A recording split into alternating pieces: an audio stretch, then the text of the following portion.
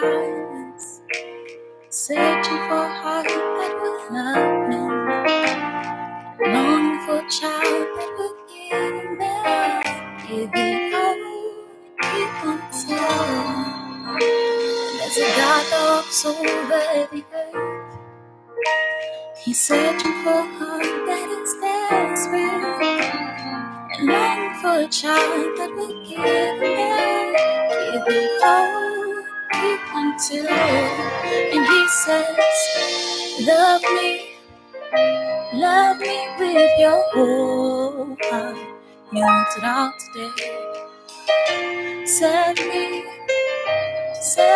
with your life now. You want it all today. Bow down, let go of your idols. He wants it all today. He wants it all today. He wants it all today. So give it all.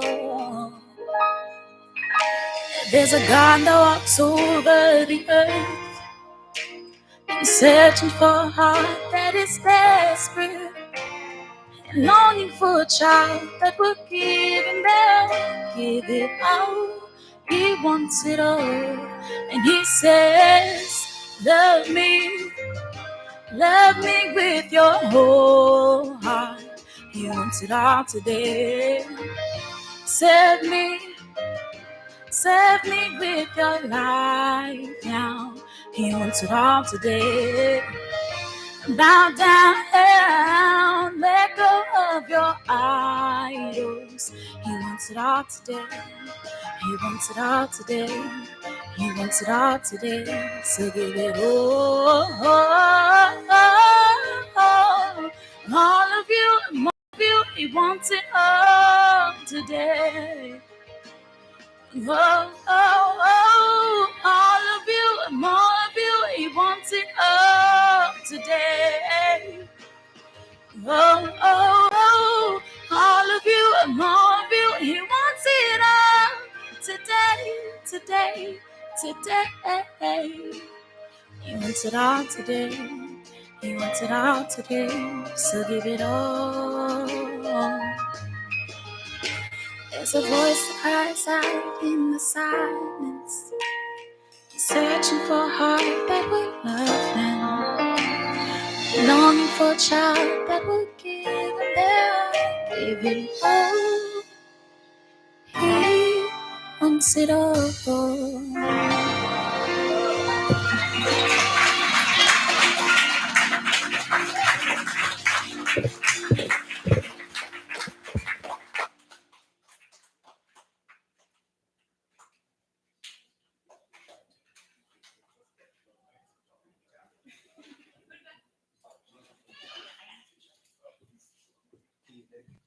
Key David for sure.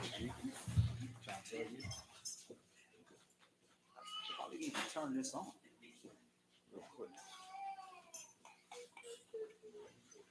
Check. Give her another round of applause, please.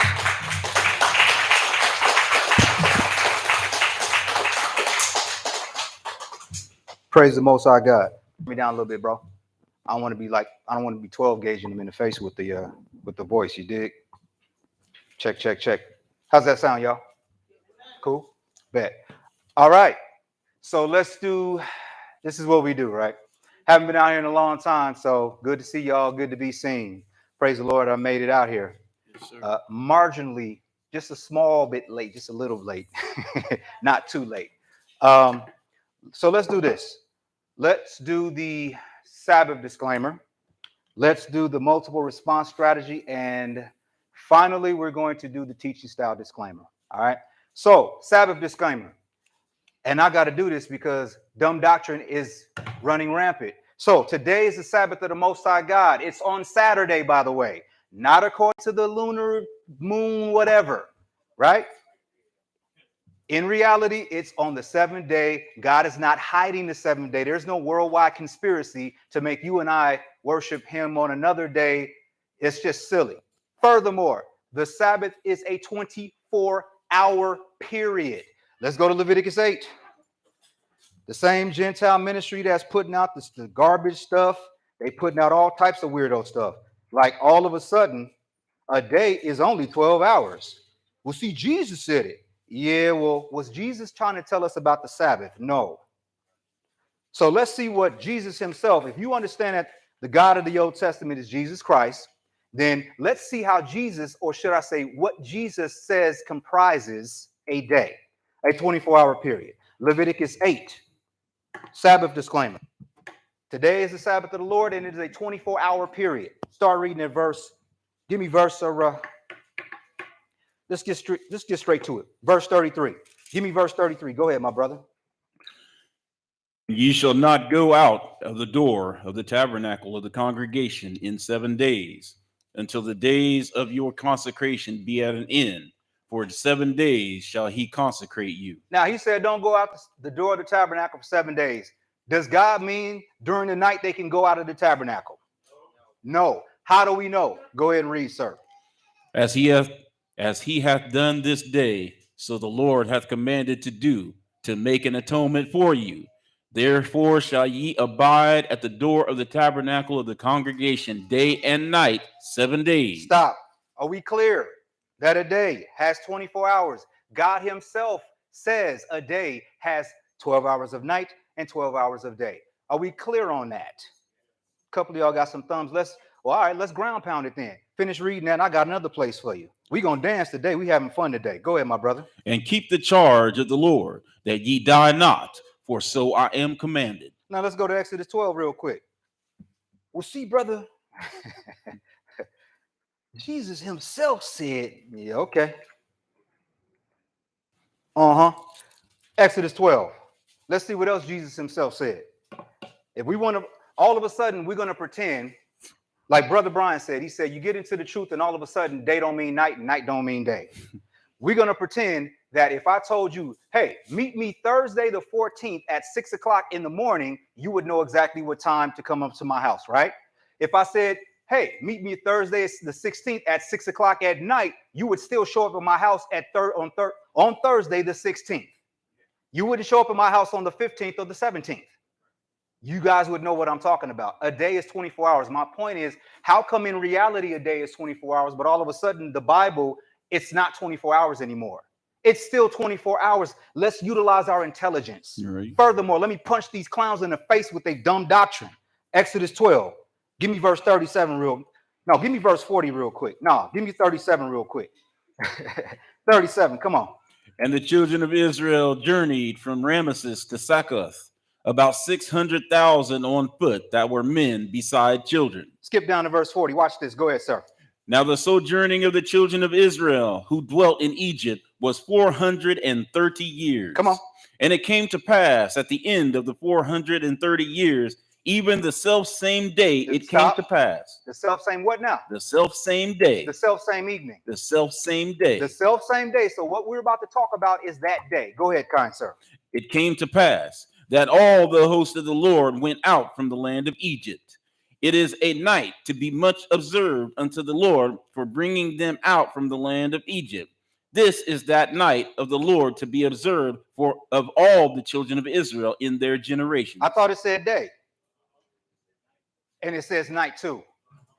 Sabbath is 24 hours. Let's stop being weird, please. Now, back to the regular Sabbath disclaimer. On this day, we are not to buy or sell, right? We are not to speak our own words, right? Let me see. What else are we not supposed to do? Matter of fact, y'all help me. What else are we not supposed to do? Cook. All right. Do your own pleasures. Can we use a microwave? Why?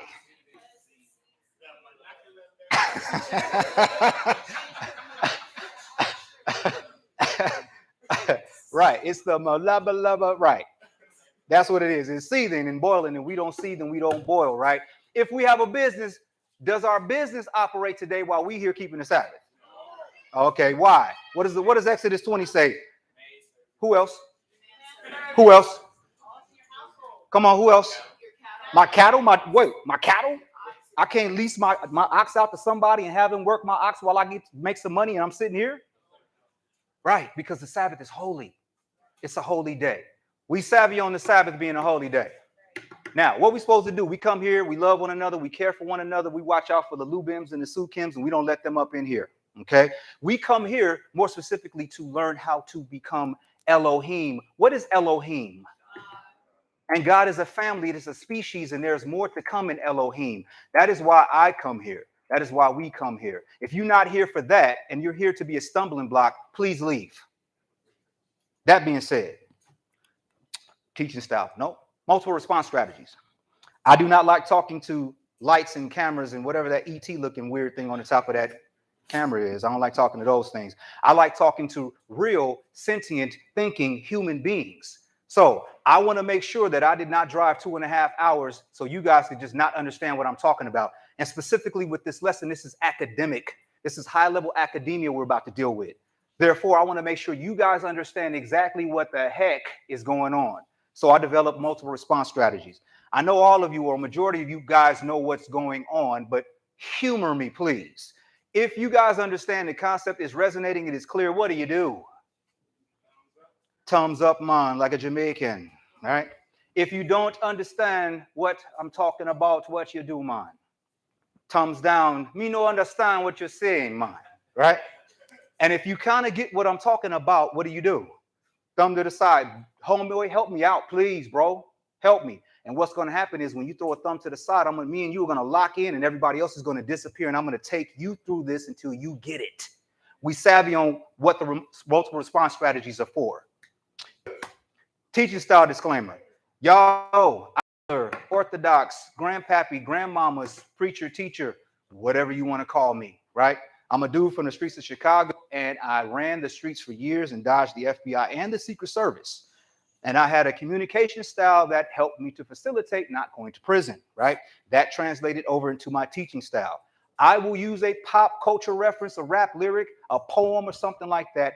It is all to get past your get into your prefrontal cortex, past your Broca's area, into your hippocampus, which is your long-term memory, and you will remember some stuff from this lesson just by way of me making a pop culture or a Rick Ross reference.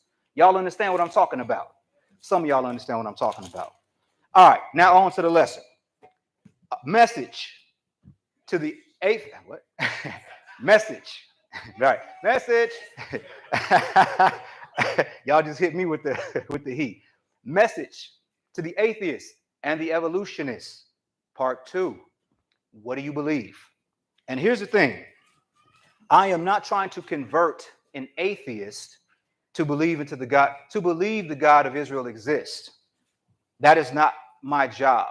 My job is to allow you guys to have the necessary ammunition to defend yourselves against someone talking stupid about the God of creation, like the God of creation doesn't exist. So what we're going to do is, in this lesson, which again, high academia level lesson, okay?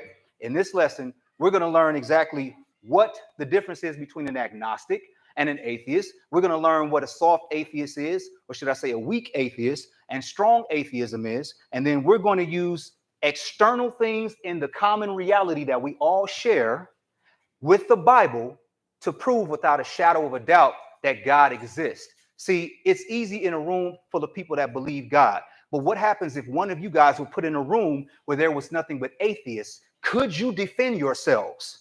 Furthermore, could you defend yourselves against atheists with master's and doctorate degrees? Could you defend yourself against them? That's what this is for, to defend yourself against high-level, so-called high-level educated intellects. That's what this lesson is for. Now, you guys understand what the purpose of this lesson is? A couple of thumbs. And without further ado, and me doing all this disclaimers and everything, let's get to it. Psalm 14.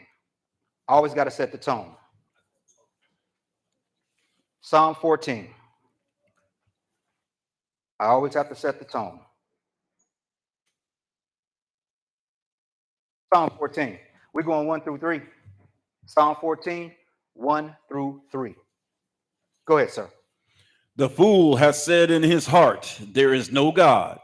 They are corrupt, have done abominable works. There is none that doeth good. Read that again, please. The fool has said in his heart, there is no God. They are corrupt, They have done abominable works. There is none that doeth good. Come on. The Lord looked down from heaven upon the children of men to see if there were any that did understand and seek God. Stop. The Lord is looking for us. We understand and we seek God. That's why we're here. Go ahead, kind sir. Verse 3. Come on. They are all gone astray aside. They are all together become filthy. There is none that doeth good. No, not one. Because our righteousness on his best day is what? Glad we know that. Now, here's the funny part. You know me, I kind of got like a humor when it comes to some things. I am going to let the Bible, not the Bible, this reference book explain to us what the original definition of an atheist was, and it's going to surprise you. Here you go, kind sir. Let these brothers and sisters know what the original definition of an atheist was, and it's going to make you giggle.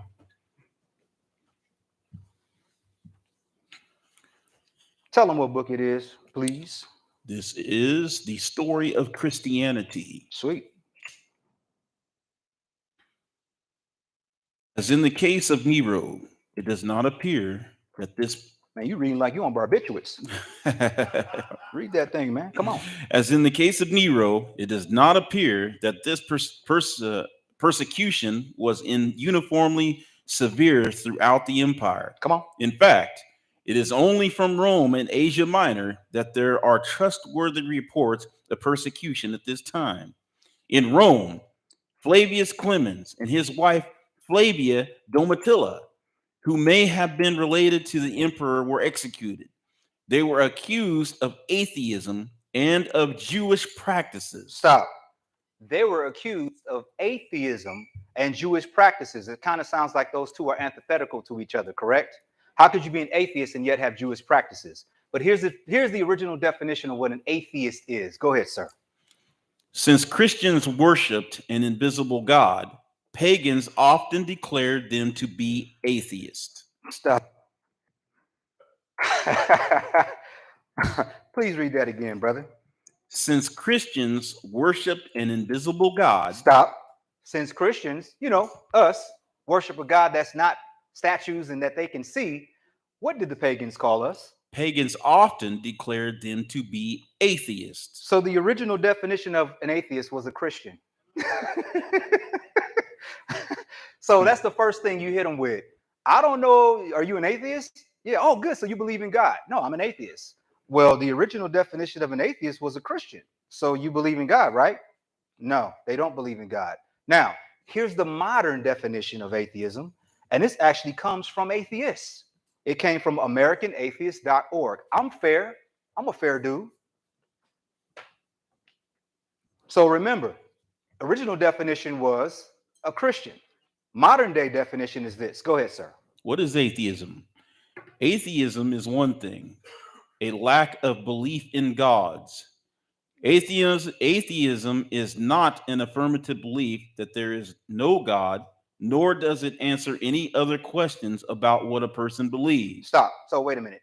Just so I'm clear, an atheist does not say that there is no God. An atheist just lacks the belief that there is God. Is that the same thing or is that a different thing? Sounds like the same to me. Sounds like semantics to me. You guys know I absolutely despise semantics. Go ahead, kind sir. It is simply a rejection of the assertion that there are gods. Atheism is too often defined incorrectly as a belief system. To be clear, atheism is not a disbelief in gods or a denial of gods. It is a lack of belief in God. Stop. Does that sound different or sounds the same, right? Just making sure I'm not insane. Well, I am insane, but not to that level. Go ahead, kind sir. I think, no, hold on real quick. Boop. Yup. Despite the fact that atheism is not a religion, atheism is protected by many of the same constitutional rights that protect religion. Wait, stop. Just so I'm real clear on what I'm understanding, even though it's not a religion, it's still protected like a religion. And the atheists will not tell you that they don't believe in God. They'll just tell you they lack a belief in God. I'm getting tired already. Go ahead, my brother. That, however, does not mean that atheism is itself a religion, only that our sincerely held lack of beliefs are protected in the same way as the religious beliefs of others. Similarly, many interfaith groups will include atheists. This again does not mean that atheism is a religious belief. Aha. Okay. Go ahead and hit that right there. If you call yourself a humanist, a free thinker, a bright, or even a cultural Catholic and lack belief in a God, you are an atheist. Please read those terms again, sir. If you call yourself a humanist, a free thinker, a bright, or even a cultural Catholic and lack belief in a God, you are an atheist. Stop. Why I gotta hide behind all that? When I was a criminal, I'd be like, hey, look, let's get this money. Let's go steal this money. Wasn't nothing else, period. I don't understand why people need to hide what they don't believe. Go ahead, sir. Don't shy away from it. Don't shy away from the term. Embrace it. Come on. Agnostic isn't just a weaker version of being an atheist. Okay. It answers a different question. Atheism is about what you believe. Agnosticism is about what you know. Wait. Okay. So agnostics are, hey, I know there's no God. Atheist is like, I don't believe, or no, I'm sorry, I lack belief in a God. Are we is this clear, or is this straight weird? What's going on? Is this weird? Is the room spinning, or am I tripping? Room spinning right now. Go ahead, my brother. Yup. Wishing that there was an afterlife or a creator God or a specific God doesn't mean you're not an atheist. Being an atheist is about what you believe and don't believe. Wait. I thought it was what I lack believing, not an affirmative, I don't believe it. Being an atheist is about what you believe and don't believe, not about what you wish to be true or would find comforting. Is that it? Nope. There we go. The only common thread that ties all atheists together is a lack of belief in gods. Some of the best debates we have ever had have been with fellow atheists. Stop. So are we clear on what atheist is, or are we kind of like, I don't know what an atheist is? What about an agnostic? We clear on that? Kind of. Why is this so murky? Right? Like, here's the reality, right? If I pulled out let's say I pulled out a Scorpion with some hydroshock rounds in it and I start aiming at the crowd, y'all would scatter, right? I lack the belief that that gun could kill me, right? I'm saying reality is what it is, and affirm have an affirmation of what you believe or you don't believe. Don't play a game. Now, let's go to this. Let's go to the definition of strong and weak atheism. So now we got atheism. Now let's take it a step further in another layer and go the definition of strong and weak atheism. Go ahead, sir. Atheism, defining the terms. There are two basic forms of atheism: strong atheism and weak atheism. Strong atheism is the doctrine that there is no... Wait, stop. You said it's a what now? Doctrine. Stop. Our religious philosophies, there are doctrines associated with religious beliefs, correct? But I thought that they said that they don't have a religious belief. Why do they have a doctrine if they don't have a religious belief? Hopefully you guys are understanding what this is and the tools to use to deal with atheists. When you're in a room full of atheists, you're going to need, I guarantee you will be like, wait a minute, I'm equipped to deal with this. Again, it is a what now? Strong atheism is the doctrine that there is no God or gods. Weak atheism is the disbelief in or denial of the existence of God or gods. Stop. Sounds like they don't even know who they are, if you ask me. Right. Sounds like they're confused about what they don't or don't believe. Go ahead, kind sir. Weak atheism is often confused with agnosticism, the lack of belief or disbelief in God or gods, and skepticism, the doctrine that the absolute knowledge of God's existence is unobtainable. Wait, whoa. Now we integrated something else. So we got atheism, we got agnosticism, and now we have skepticism. Skepticism. Huh. Read skepticism one more again, please. Weak atheism is often confused with agnosticism, the lack of belief or disbelief in God or gods, and skepticism, the doctrine that the absolute knowledge of God's existence is unattainable by mere man. Come on. Many agnostics and skeptics are practical atheists in that they actively pursue an atheistic lifestyle. What's that? The exclusion of God necessitates moral relativism. Oh, wait. So now we got a philosophy called moral relativism. We'll deal with that later on. Go ahead, sir. Atheism, strong atheism. Does strong atheism correspond with or contradict objective reality? Let's look at this question objectively. Come on. Suppose someone asks you, does God exist? You can answer in one of three ways. I know for certain that God exists. That's assured theism. I don't know whether or not God exists. Insecure theism. Stop. I'm just trying to figure out where I'm trying to figure out where I am right now. Like, you don't believe in God or you do believe in God. So the first thing when you're dealing with an atheist, you want to make them affirm whether they believe in God or not. That's what you need. In any argument, you need a firm affirmation. So you know exactly what you're dealing with. Someone that's always trying to wiggle around like an oiled up pig. No, get them to affirm something. When dealing with an atheist or agnostic or a skeptic, you make them affirm clearly what they believe. Are we savvy on that point? That is a weapon to be used. Go ahead, kind sir. Okay. I don't know whether or not God exists. That's insecure theism, agnosticism, weak atheism, and or skepticism. Come on. Or I know for certain that God doesn't exist. That's strong atheism. To know for certain that God exists, you don't have to know everything, but you do have to know something. You must either know God personally, or you must be aware of some evidence establishing his existence. Stop. So you have to know God personally, or you need some evidence establishing his existence. Okay, that's easy. Go ahead. To be unsure whether or not God exists, you don't have to know everything. In fact, by your own admission, you don't know everything. However, to claim to know for certain that God doesn't exist, to positively assert a universal negative, you would have to know everything. To be absolutely certain that God doesn't exist outside the limits of your knowledge, you would have to possess all knowledge. Do you understand what's going on? They're saying that you have to be God to prove that God exists because you're God. Did you guys get that? That's all we got on that? All right, now, I got an exercise. What material evidence can I give you that God exists? Like, in other words, what material evidence can I give to you concerning a metaphysical proposition? I'll put the Bibles down.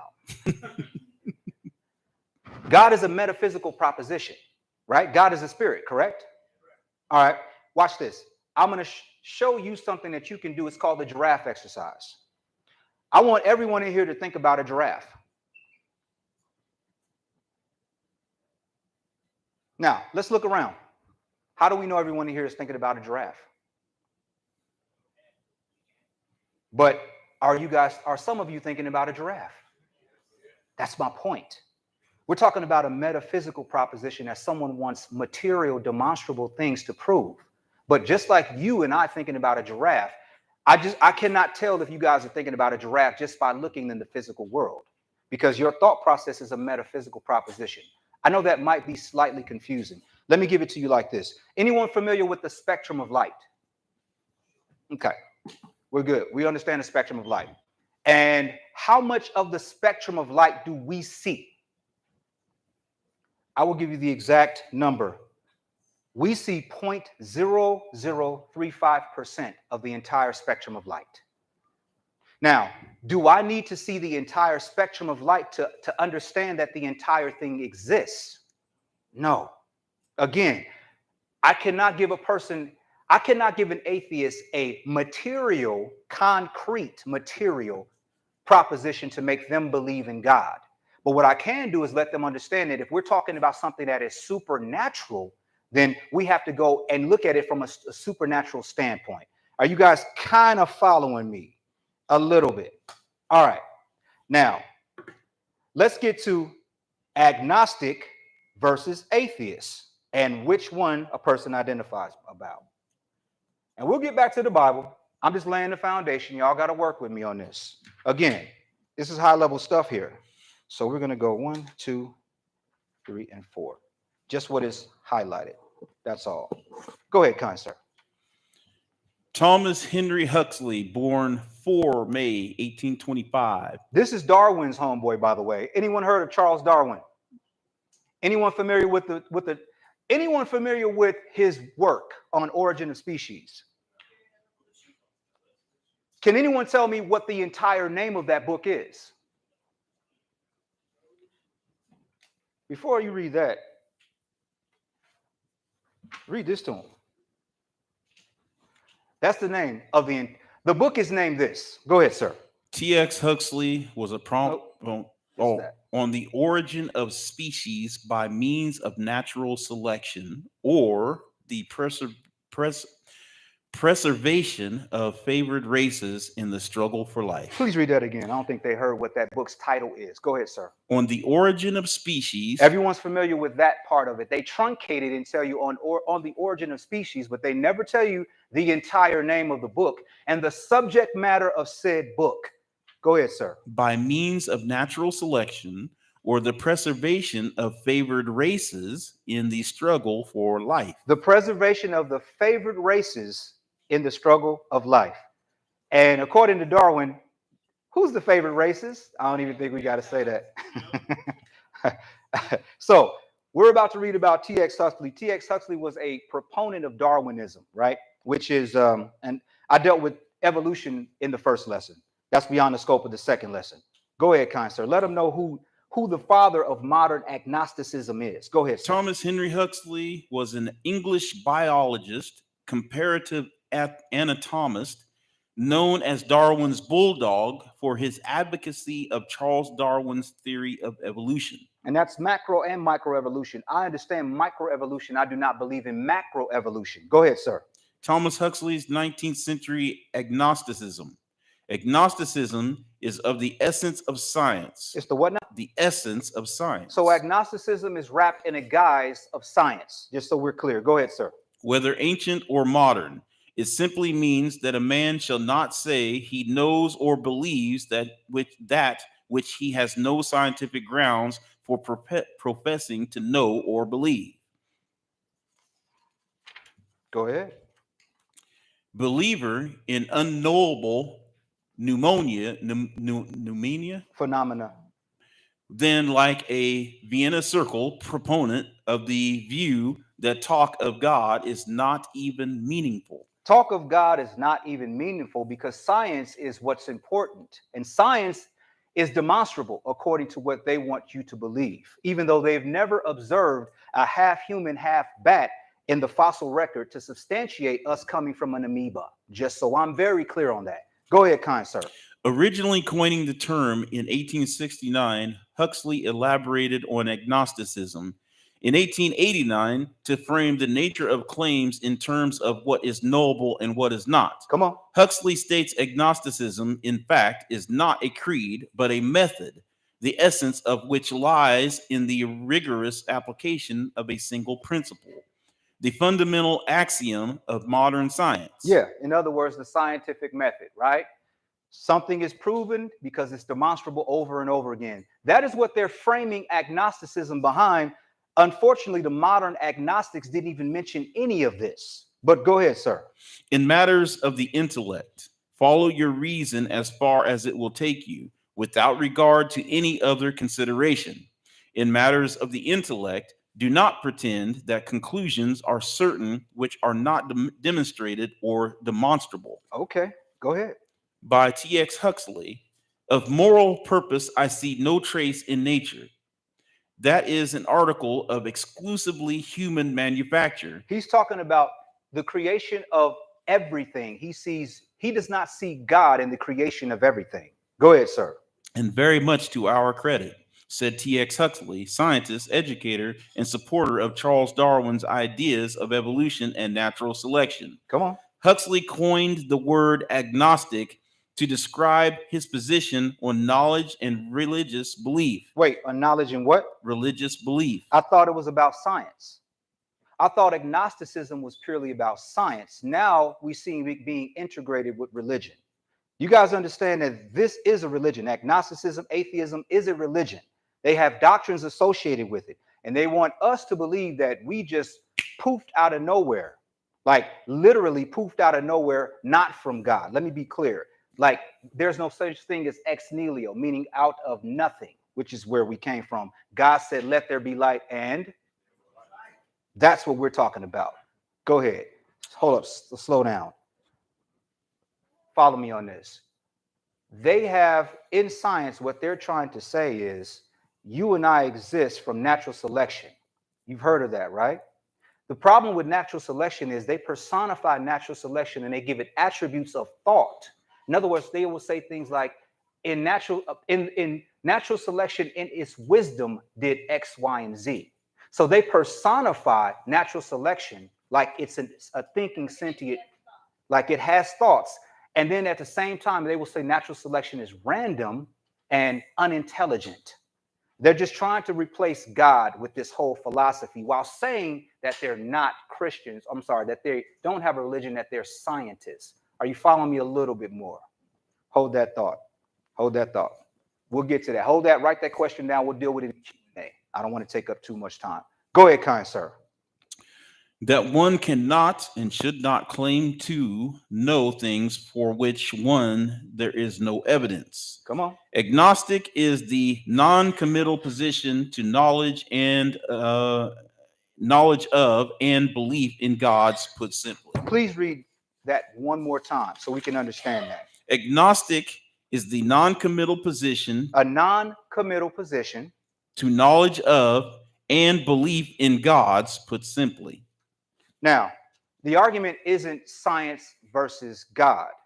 The argument really is bad science. That's the argument. So do not let anyone tell you that the argument is God versus science. Like Kendrick said in the Heart Part 3, he said he's searching for the truth because it always seems to clash with science. That is not true. God don't got a problem with science. Let's prove that. Let's go to Daniel 1. I told you this is high-level collegiate stuff, family. Because atheists and agnostics and skeptics, they're not playing with you. They want to make you out to be a blathering idiot. But the minute that you tell an atheist that the original definition of an atheist was a Christian who worshiped a God that was invisible, well, they might have to come off their high horse. Daniel 1. The argument isn't God versus science. The argument is man-made lies versus the truth. Daniel 1, let's go 1 through 4. Let's see what the argument is. Go ahead, sir. In the 3rd year of the reign of Jehoiakim, king of Judah, came Nebuchadnezzar, king of Babylon, unto Jerusalem and besieged it. And the Lord gave Jehoiakim, king of Judah, into his hand, which part of the vessels of the house of God, which he carried into the land of Shinar to the house of his God, and he brought the vessels into the treasure house of his God. Come on. And the king spake unto Ashpenaz, the master of his eunuchs, that he should bring certain of the children of Israel, and of the king's seed, and of the princes, children in whom was no blemish, but well favored, and skillful in all wisdom, and cunning in knowledge, and understanding science, and such as had ability in them to stand in the king's palace, and whom they might teach the learning and the tongue of the Chaldeans. Please read verse 4 one more again, brother. The argument is not God versus science. The argument is man-made lies versus truth. Our forefathers understood science. It also talks about how Joseph taught the people in Egypt science. So we have an understanding of science because we get our knowledge from the master scientist, the master creator. The point is, don't ever let anyone tell you that it's science versus God. That's a smoke bomb. Read that again, please. Children in whom was no blemish, but well favored, and skillful in all wisdom, and cunning in knowledge, and understanding science, and such as had ability in them to stand in the king's palace, and whom they might teach the learning and the tongue of the Chaldeans. Belief in God is a rational proposition. It is not delusional. Matter of fact, I'm going to introduce you to some well-known scientists that believed in God. It's on record that these individuals believed in God. Tell them what the name of the book is, bro. Men of Science, God. And just find the, yep, there you go. Robert Boyle, born 1627, lived to 1691. One of the founders of the Royal Society of London, is generally credited with being the father of modern chemistry. Come on. As distinct from the alchemy of the Middle Ages. His name is associated with the basic law which he discovered relating gas pressures to temperature and volume, the fundamental principle of gas dynamics. In other words, that's where you get air conditioning from. One of his principles is how we're enjoying air conditioning right now. Go ahead, sir. His contributions in both physics and chemistry are very great in number, and he was considered in his time to be probably the greatest physical scientist of his generation. So we're talking to master scientists. Now, the agnostics want to frame it like belief in God is irrational and delusional. They want to frame it that it's science and only things that are demonstrable using the scientific method are things that are true. Well, we got a master scientist. Let's see if he thought the same thing. Go ahead, sir. Yet he was also a humble, witnessing Christian and a diligent student of the Bible. He was profoundly interested in missions and devoted much of his own money to Bible translation work and the propagation of the gospel. He was strong in apologetics, founding by his will the Boyle Lectures for proving the Christian religion. For proving the Christian religion. Master scientists that believed in God put his money where his mouth is. Y'all ain't understanding. Go ahead, my brother. Give me Sir Isaac Newton. Anyone ever heard of Sir Isaac Newton? Law of gravity, etc., etc. Go ahead, sir. Isaac Newton, 1642 to 1727. Come on. Is famous for, among other things, his discovery of the law of universal gravitation, the formulation of the three laws of motion which make possible the discipline of dynamics and all its subdivisions. Come on. And his development of the calculus into a comprehensive branch of mathematics, now a basic tool in every science. Stop. The father of calculus, by the way. This is the father of calculus we're reading about. Let's see if he thought science trumped God. Go ahead, sir. He anticipated the great law of energy conservation, developed the particle theory of light propagation, and as an astronomer, constructed the first reflecting telescope. Come on. This man of gigantic intellect was also a genuine believer in Christ. Stop. This guy right here, incredible scientist, first law of thermodynamics. He believed in who now? Christ. Come on. As his savior, and in the Bible as God's word. He wrote many books on biblical subjects, especially prophecy. This was not a senile aberration as some have alleged, as he was a committed believer from his youth. He even wrote a book defending the Usher chronology against those who would try to push back the date of creation. He wrote strong papers refuting atheism. Wait, he did what now? He wrote strong papers refuting atheism. Come on. And defending creation and the Bible. Wait, the father of calculus was actually defending the fact that we all believe God created everything. Interesting. I don't know. Did you guys know that Sir Isaac Newton was a professed Christian? And he defended literally the creation of a little bit. Well, you know now. Go ahead, kind sir. He believed that the worldwide flood of the Bible accounted for most of the geological phenomena. And he believed in the literal 6-day creation record. Finally, he said, we account the scriptures of God to be the most sublime philosophy. Stop. Do you hear what this Gentile just said? Read that again, man. I think they sleep. They ain't understanding how deep that statement is. Go ahead. We account the scriptures of God to be the most sublime philosophy. I find more sure marks of authenticity in the Bible than in any profane history whatsoever. I don't think y'all understand what this dude is saying right here about the Bible. He's saying the Bible is the best, right? Eli Porter, the best, man. Go ahead and give me John Woodward real quick. Go ahead, sir. John Woodward, 1665 to 1728, was a close friend of Newton's and ranks with Steno as one of the true founding fathers of the science of geology. Come on. An avid collector of fossils, one of Woodward's valuable contributions was the establishment of a great paleontological museum at Cambridge and the Woodwardian professorship of geology there. Come on. He had been professor of medicine at Gresham College in London. He held a high regard for the Bible as well as thorough field knowledge of geology. His book, Essay Towards a Natural History of the Earth, was both more soundly biblical and more scientific geologically than its predecessors. In other words, he was able to say, I see things in real life, like, what do they call it? The fossil record.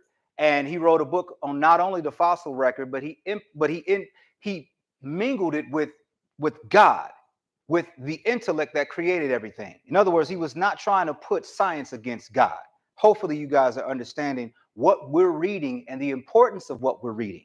Go ahead, sir. Its treatment of flood geology is still very valuable. Carlos Linnaeus. Stop.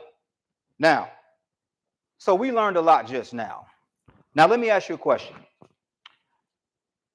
Do we believe that, okay, let me not persuade you. Do you believe that human beings are naturally benevolent and kind? Okay. Well, that's just maybe one or two of you guys. I'm asking all of you guys. Yeah? Okay. Why?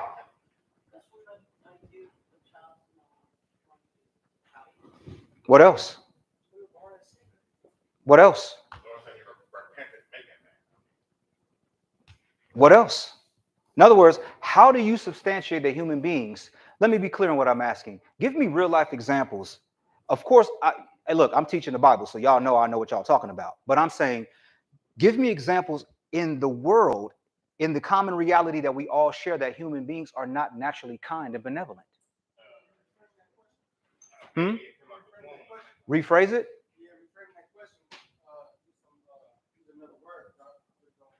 Got it.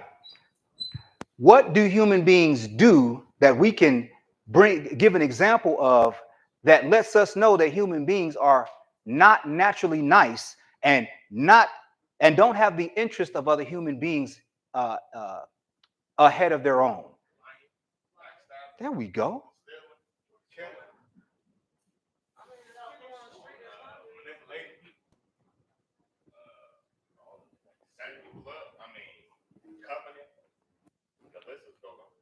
All right. How about this? Let me give you my example. Do you know that who has a bag of potato chips in here? Can I see the bag of potato chips? Can you hold it up, please? This is real rudimentary stuff. There are literally factories whose sole purpose is to create bags of potato chips that they rob you. Like they don't even fill it up all the way. Right? So you're getting robbed. And imagine, right, look at that. Now that bag is made out of petroleum and all types of other things. Use that bag once, and where does it go? Into a landfill and destroys the earth. All for something that actually gives you, that's bad for your health, right? So people can make money, right? Human beings are not naturally benevolent. I assert that without the Bible, human beings wouldn't even know how to be naturally caring and compassionate. Now, the argument that an atheist would make is, I don't need God to know what there is to be. I'm sorry. I don't need God to know what it is to be a nice person. I don't need any of the examples of the Bible to know what it is to be caring and compassionate. But the problem is they want to use a philosophy called, and we read about it earlier, moral relativism. Moral relativism is, I don't know if you guys ever heard about that, but it's the group decides what is moral and what is immoral. Wait, uh-oh, right, uh-oh, right? So I'll do this. I'm going to show you an example in reality of moral relativism. Now, here's my question. Can we all agree that pedophilia is wrong and abominable? Yes, please. Can we agree that homosexual pedophilia is abominable and wrong also? Yes. Unequivocally. Yes. Okay, but let me show you the philosophy of moral relativism, which means whatever we decide as a group is good and cool, then that's what's good and cool. Never mind the high, in other words, a universal level of good and bad. Let's see moral relativism. I'm going to introduce you to the Samba people. Go ahead, sir. For example, various people writing about New Guinea cultures had referred rather obliquely to homosexuality, but it was not until the 1980s that Gilbert Hurt began describing a New Guinea Highland group that he called Sambia, whose pattern of cultural construction of male homosexuality and heterosexuality was quite unusual. Go ahead. The Sambia believed that girls are born complete and have only to grow up to be able to have children. Okay, go ahead. Boys, on the other hand, are born without semen. Before they can procreate, all boys at about 10 years of age are removed to a special male village. Wait, this is getting weird, right? Is this getting weird? It's getting weird, right? Like it wasn't already weird that we're born without semen, but it's about to get weird now. Go ahead. There, they ingest semen daily. They do what now? They ingest semen daily. Go ahead. Performing fellatio. Doing what now? Performing fellatio. Go ahead. On a few young men whose duty it is to service them. Come on. After several years of this practice. Wait, whoa, stop.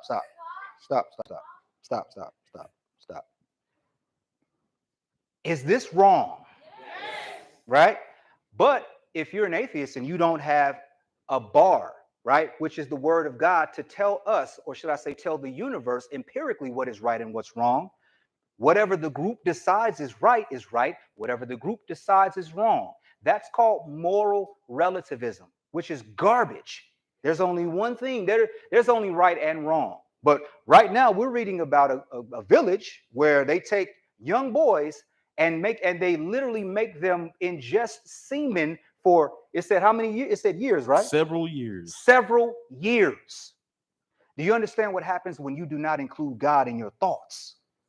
This is the world that we in, fam. Y'all understanding? Are y'all in shock? Or y'all understanding? I don't know what's happening with you guys out there. It's way out, right? But again, if you do not have the bar of God, if you do not have knowledge of the holy, you don't know what's good and what's bad. It's whatever the group says is good or bad. They could pass a law and say, hey, a man can have sex with another man and they call that marriage. A woman can have sex with another woman, they call that marriage because the group agreed to that. Again, this is the same thing. It's moral relativism. That is garbage.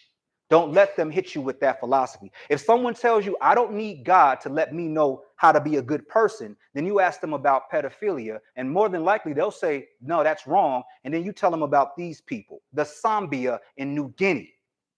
And you ask them, does that sound right to you? And they'll say, no, that's weird. My point is, you use reality against their fallacious arguments. Are you guys understanding what I'm trying to convey to y'all? Go ahead, sir. You shaking your head. You was just reading the whole thing. Go ahead, brother. After several years of this practice, in their later teens. And they're what now? In their later teens. So from 10 to their later teens, go ahead. The boys are discharged from the male village. Stop. Discharge, pun intended.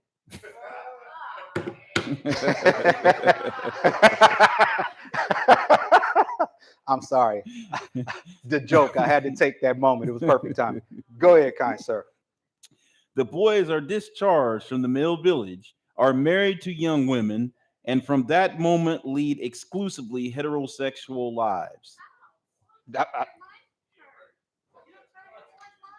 I'm just, hey, y'all about to throw something at me. Hey, look, I'm just reading the book. Just reading the book. Now that's a whole nother book. There's a couple of books. You, after the lesson, come on up. You'll get it. You guys can take a picture of the references. My question to y'all again: is pedophilia wrong? Homosexual pedophilia wrong? So if there is no moral standard, the whole world does whatever it wants to do. I assert that the only moral standard that is empirical and immutable is God's moral standard. I also assert that only wisdom comes from God. Now, let's go to the Bible. Let's see where wisdom comes from, because obviously them cats don't know where wisdom is coming from, Jack. Let's go to Job 28.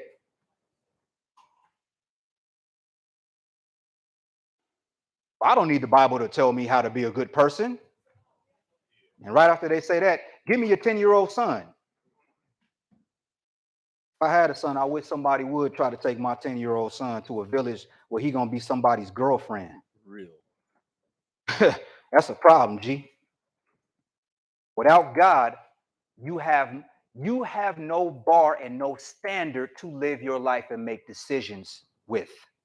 Job 28. Let's see where wisdom comes from. Job 28, let's go 11 through 23, and we're going to dance. I got you, bro. Job 28. Go ahead, my brother. He bindeth the floods from overflowing, and the thing that is hid bringeth he forth to light. Stop. Turn that AC on, man. It's hotter than fish grease, Jack. Go ahead, my brother. But verse 12, but where shall wisdom be found? And where is the place of understanding? Come on. Man knoweth not the price thereof, neither is it found in the land of the living. Give me 13 again, sir. Man knoweth not the price thereof, neither is it found in the land of the living. That is saying inherently men are stupid. Mankind is stupid. Inherently. We will not make good decisions. Inherently. We will run towards bad decisions, and then after we make said bad decisions, then we'll make excuses for why we made the bad decision. Y'all ain't hearing me. 13, one more again, man. Everybody in here thinks they make great decisions all the time. Go ahead, sir. Man knoweth not the price thereof, neither is it found in the land of the living. 14. The depths said, it is not in me. And the sea said, it is not with me. It cannot be gotten for gold, neither shall silver be weighed for the price thereof. Come on. It cannot be valued with the gold of Ophir, with the precious onyx or the sapphire. The gold and the crystal cannot equal it, and the exchange of it shall not be for jewels of fine gold. Come on. No mention shall be made of coral or of pearls, for the price of wisdom is above rubies. Stop. When you are a follower of the Most High God, where's your wisdom come from? Does it come from the housewives? How about Lil Yachi? Kendrick? Okay. So y'all need to stand on that. Your wisdom, my wisdom comes from the Bible. Point blank, period. Go ahead, sir. 19. Come on. The topaz of Ethiopia shall not equal it, neither shall it be valued with pure gold. Come on. Whence then cometh wisdom? And where is the place of understanding? Seeing it is hid from the eyes of all living and kept close from the fowls of the air. They ain't understanding what you're reading. Go ahead, brother. Destruction and death say, we have heard the fame thereof with our ears. God understandeth the way thereof, and he knoweth the place thereof. Let's go to Psalm 111. Verse 28. There is no verse 28. Okay. Psalm 111. That's a typo. I'm a human being. I make mistakes. Psalm 111. It's all right, brother. It's all right. Atheists, skeptics, agnostics, they want to tell you they don't need God to know what's a good decision. But the Bible's telling us mankind in and of ourselves cannot make wise decisions. It's telling us that we're stupid. And it's telling us that wisdom is actually hid from our brains. And there's a village in New Guinea that practices pedophilia. Let me be even more clear. They practice homosexual pedophilia, and they have been doing it, and they don't see anything wrong with that. That is what happens when you don't fear the Lord. Psalm 111. Psalm 111. Give me one verse. Verse 10. Go ahead, sir. The fear of the Lord is the beginning of wisdom. A good understanding have all they that do his commandments. His praise endureth forever. Now, here's a question. If God doesn't exist, how do we explain the 7-day week? I'm going to ask that question again. If the God of the Bible does not exist, why do we have a 7-day week? How can you explain that? There is no other religious philosophy that talks about a week being bound by 7 days. Not Muslims, right? Not Buddhists, no one. Our God is the only God. In the pantheon of religious psychology, or should I say philosophy, in the pantheon of religious philosophy that talks about a week being 7 days. Do you guys understand how to use that argument? Now, let's see how human beings explain why there's a 7-day week. I assert that the reason why there's a 7-day week is because God made it, and we're trapped and bound by it. Now, this is going to blow your mind. Go ahead, my brother. That's the Farmer's Almanac, the old Farmer's Almanac, founded in 1792. Why the week has 7 days. Come on. No more logic supports 7 days than, say, 8 or 5. Stop. There is no logical reason why, if you're just looking at it from a humanistic standpoint, that there's 7 days in a week. There is no logical human way to explain a 7-day week. I don't think y'all understanding that. Go ahead, sir. Say 8 or 5, yet the 7-day week has resisted any and all attempt at change.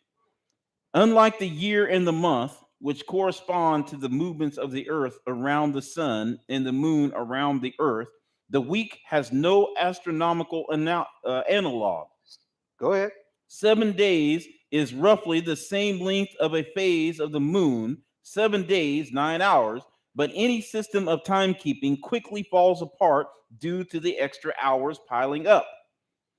Go ahead. Officially adopted by the Emperor Constantine in AD 321, the 7-day week goes back thousands of years. Goes what now? Thousands of years. Come on. Here's some history. The 7-day week started with the first civilizations of the Middle East. Mesopotamian astrologers designated 1 day for each of the 7 most prominent objects in the sky. Stop. Where did Abraham come from? Heard it called. Say it again, Rashad. Mesopotamia. Mesopotamia. Go ahead, sir. The sun, the moon, and the 5 major planets visible to the naked eye. Come on. The Jews also adopted a 7-day cycle based on the time it took the Lord to create the universe as reported in Genesis. Oh, so now we get to the Bible. That's the only logical explanation for a 7-day week in reality. Go ahead, sir.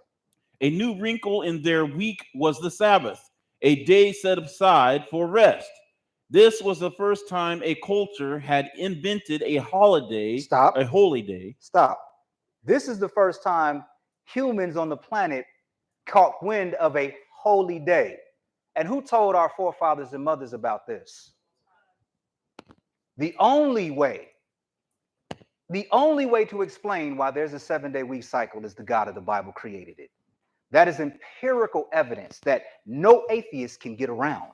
There is a 7-day week because this God in this Bible created it and said it. And no other religious philosophy can lay claim to that. So if anyone is trying to tell you that the Bible is plagiarized off of the walls of the temple of Ma'at, then you ask them, what was Ma'at's Sabbath then? Go ahead, man.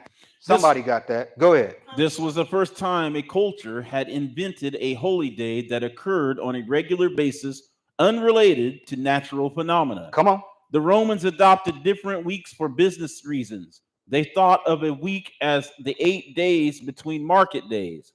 West African societies preferred a 4-day market cycle. Wait, what now? A 4-day market cycle. So we got 8 days, we got 4 days. Go ahead. In Assyria, 6 days was the rule. In Egypt, 10. Wait, stop. You said in Egypt, what now? In Egypt, 10. So in the temple of Ma'at, they had a 10-day week cycle, not a 7-day week cycle. The Bible was not plagiarized from Egyptology. Anytime you got an Egyptologist trying to bring that garbage to you, ask them what the Sabbath was of Ma'at. And ask them how many days was on the Egyptian calendar. And they'll tell you 10, you tell them 7 and say, miss me with that trash. Come on. Go ahead, man. In China, 15. How many days? 15. Go ahead. The ancient Germans used a 5-day cycle named for their primary gods, which is how our week ended up honoring Norse deities like Tuesday, Odin, Wednesday, Thor, Thursday, and Frigga, Friday. Frigga. What the Frigga's going on here? Go ahead, brother. Our word week may come from the Old Norse word vigja, which means to turn. Sunday and Monday, of course, honor the sun and the moon. Atheistic revolutionaries tried unsuccessfully to get rid of the 7-day week. Stop. Atheists, revolutionaries tried to stop abiding by a 7-day week cycle. I don't think y'all hear what's going on. They literally tried to stop having a 7-day week cycle. Did it work? Go ahead, my brother. In 1793, the leaders of the French Revolution produced a new calendar divided into 3 10-day decades. It never caught on, and Napoleon abandoned it in 1805. Come on. In 1929, the Soviet Union tried a 5-day week with 1 day of rest. Instead of the traditional day names, the days were given colors. Wait, stop. What did you just say? Instead of the traditional day names, the days were given colors. So if you're going out on a date, you say, hey, baby, I'll catch you on yellow. Right? Like, what part of the game is that? Go ahead, my brother. Okay, the days were given colors: yellow, orange, red, purple, and green. Human beings ain't nothing but little ants, little children ants, man. Our thought process is silly. Go ahead, my brother. In order to keep mass production going, each Soviet citizen was assigned a different day of rest so that a husband might have a yellow day off while his wife took her leisure on green. Due to mass confusion. Due to what now? Due to mass confusion. Sounds about right. Go ahead. The plan was revised in 1932 to a 6-day week, numbers replacing the colors. Okay, maybe that'll work. Go ahead. By 1940, the Russians were back on the familiar 7-day cycle. So, what did we? Yeah, but they wanted to take the 7-day out and make it 6 days, right? Anything to go against what the God of creation is doing. But unfortunately for them, and fortunate for us, we have something that is demonstrable in the physical world, that God exists. We have a 7-day week cycle. So if someone wants to tell you God doesn't exist, you tell them you know God exists empirically because of the 7-day week cycle.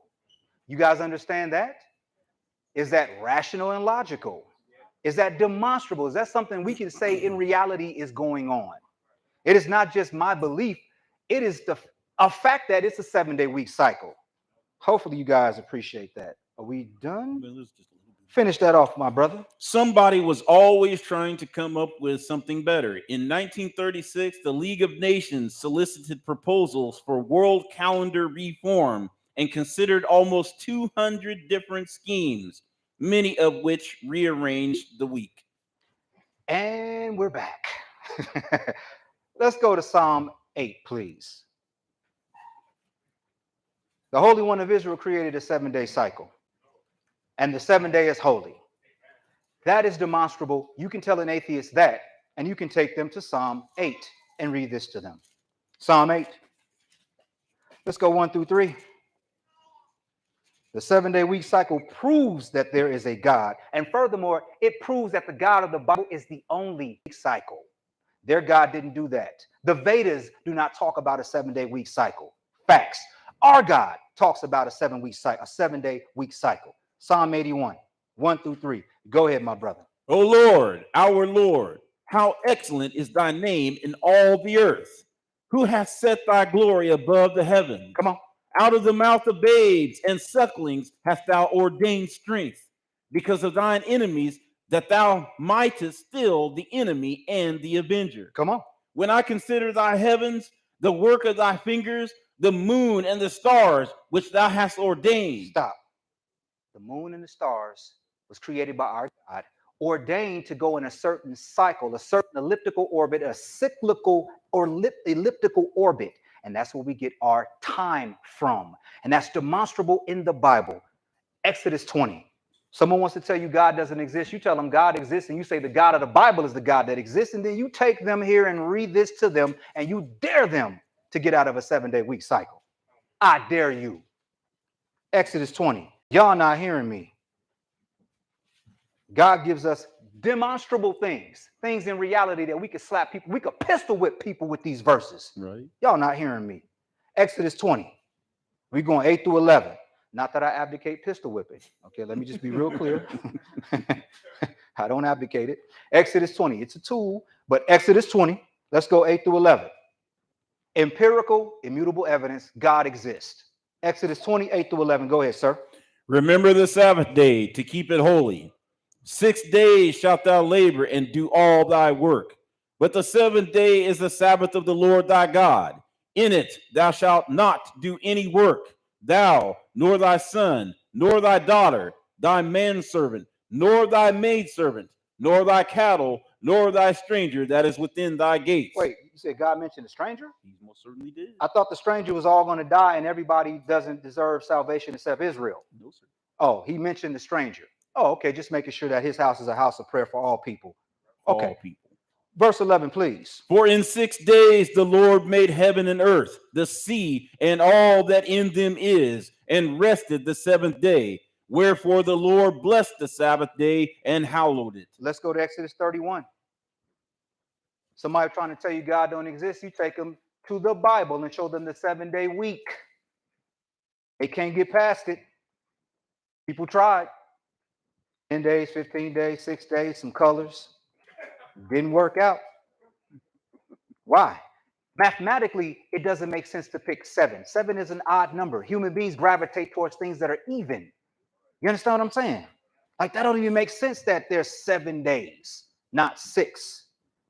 Unless God set the bounds of it. Y'all not hearing me. Exodus 31, 15 through 17. Go ahead, my brother. 6 days may work be done, but in the 7th is the Sabbath of rest, holy to the Lord. Whosoever doeth any work in the Sabbath day, he shall surely be put to death. No, he's going to get a hug. He shall surely be put to death. Come on.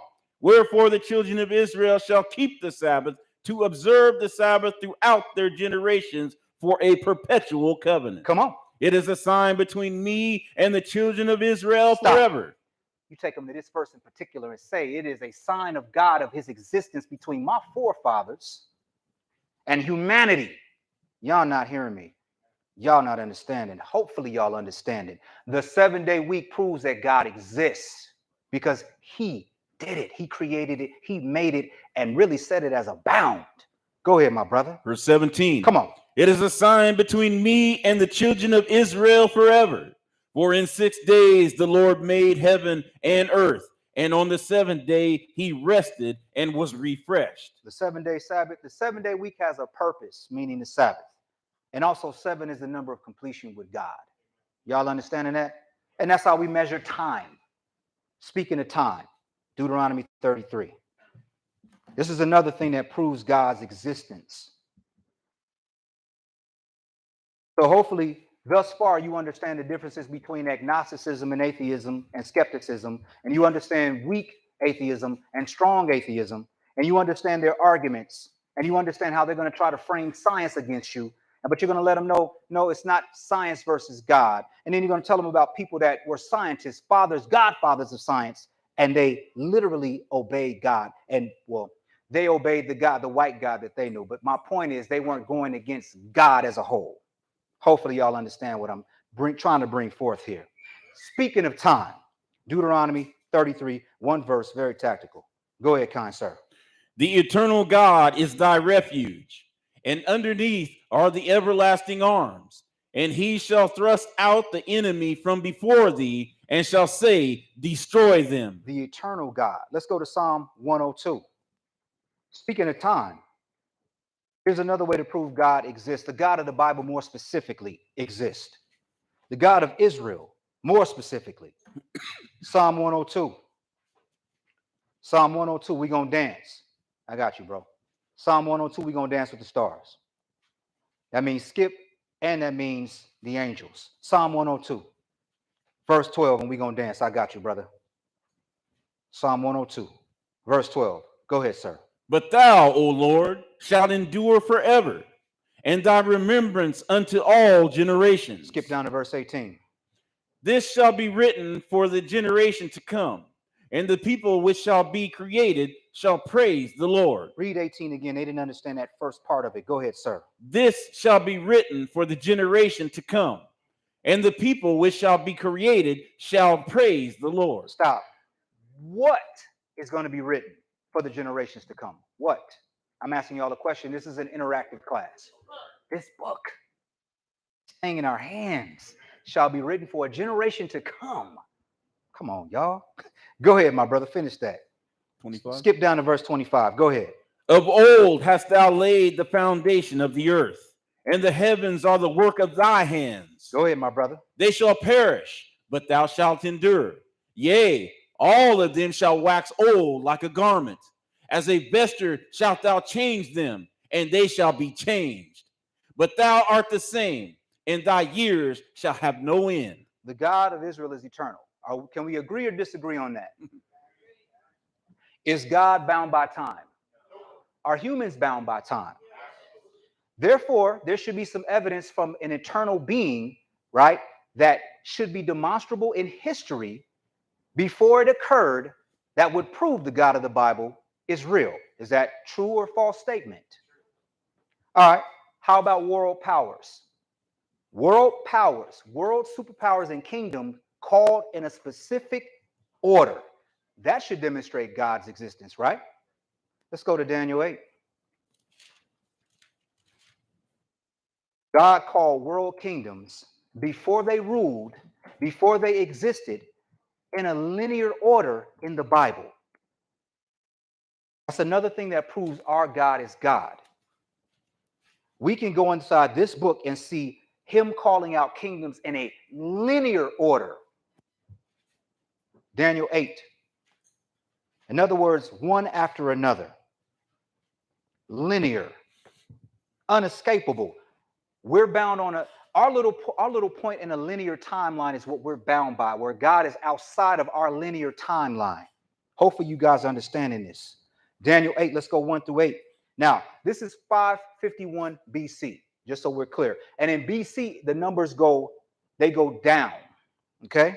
So they go down. Daniel 8, 1 through 8. Go ahead, sir. In the 3rd year of the reign of King Belshazzar, a vision appeared unto me, even unto me Daniel, after that which appeared unto me at the first. And I saw in a vision, and it came to pass when I saw that I was at Shushan in the palace, which is in the province of Elam. And I saw in a vision, and I was by the river of Ulai. Then I lifted up mine eyes and saw, and behold, there stood before the river a ram which had 2 horns. And the 2 horns were high, but one was higher than the other, and the higher came up last. I'm not breaking none of this down. We're just going to read it, and then we're going to go to history to substantiate it. Go ahead, sir. Verse 4. Come on. I saw the ram pushing westward and northward and southward, so that no beast might stand before him. Neither was there any that could deliver out of his hand, but he did according to his will and became great. All right, I'm sorry. That's the Medo-Persian Empire. I can't hold myself back. Go ahead, sir. Verse 5. Come on. And as I was considering, behold, an he-goat came from the west on the face of the whole earth, and touched not the ground.